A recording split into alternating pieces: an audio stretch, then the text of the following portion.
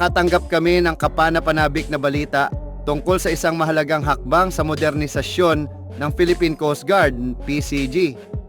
Sa isang makabuluhang pagsulong, sinimulan na ng PCG ang proseso ng pagbid para sa pagkuha ng 30mm Remote Controlled Weapon Stations, RCWS. Ito ay isang malaking pagtalon sa kakayahan ng ahensya na higit pa sa tradisyonal na paggamit ng 12.7mm na heavy machine guns at hindi nakamamatay na depensibong sistema gaya ng water cannon. May nakalaang budget na 406 na milyon, 713,000 piso, tinatayang 7 milyong dolyar. Inaasahang makakakuha ang PCG ng 3 unit ng mga makabagong weapon stations upang mapalakas ang kanilang hukbong pandagat.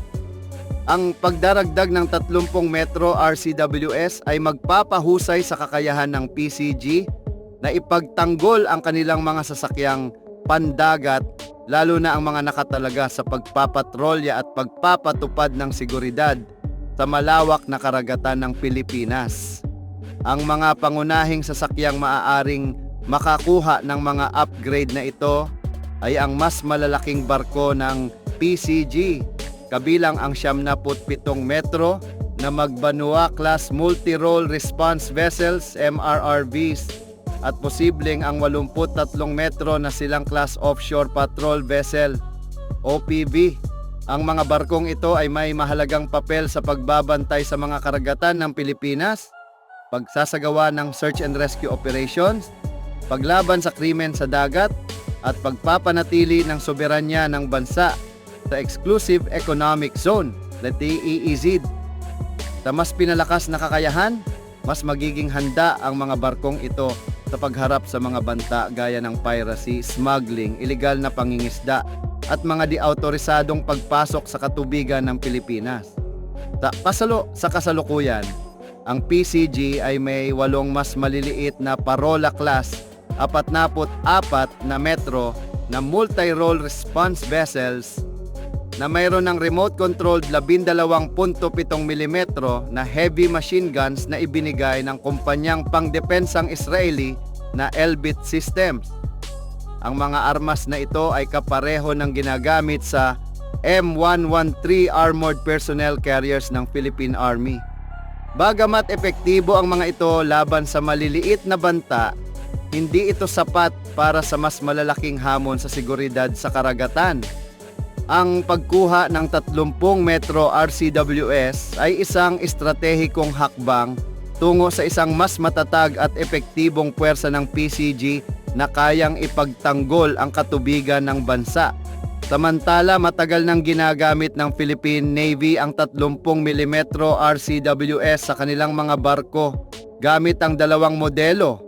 Ang una ay ang Typhoon system mula sa Rafael Advanced Defense Systems ng Israel na nakakabit sa Acero-class fast attack interdiction craft. Ang pangalawa naman ay ang Smash system mula sa Elbit Systems na naka-install sa Jose Rizal-class frigate. Ang parehong sistema ay kilala sa mataas na precision targeting, stabilized platforms at advanced fire control systems.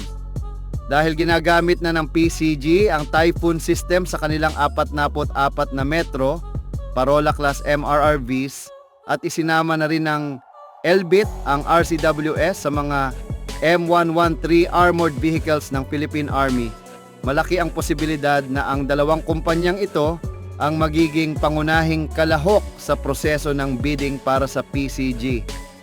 Ang hakbang na ito ay nagaganap sa gitna ng tumitinding tensyon sa West Philippine Sea, kung saan maraming insidente ng iligal na aktibidad at pagpasok ng mga dayuhang sasakyang pandagat.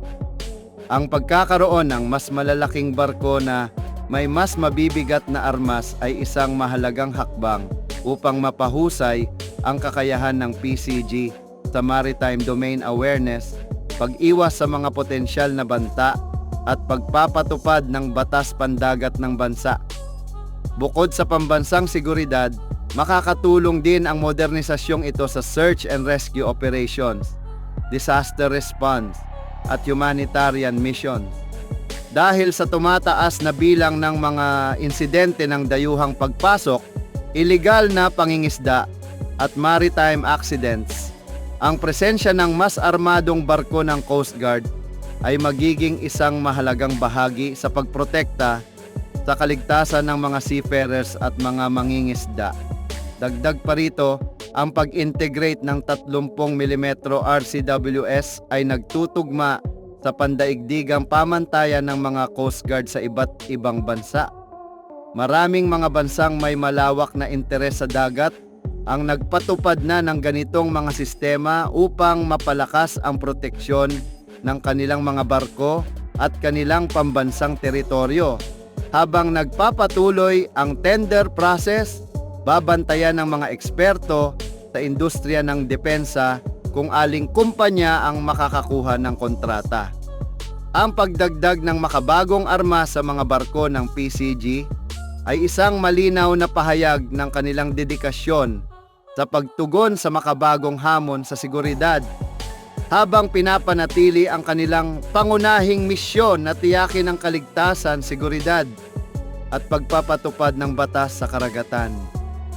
Sa mga susunod na buwan, magiging sentro ng atensyon ang pag-usad ng proyektong ito, lalo na sa pagpili ng supplier, pag-install ng mga armas sa mga barko at ang aktwal na paggamit ng mga ito sa operasyon.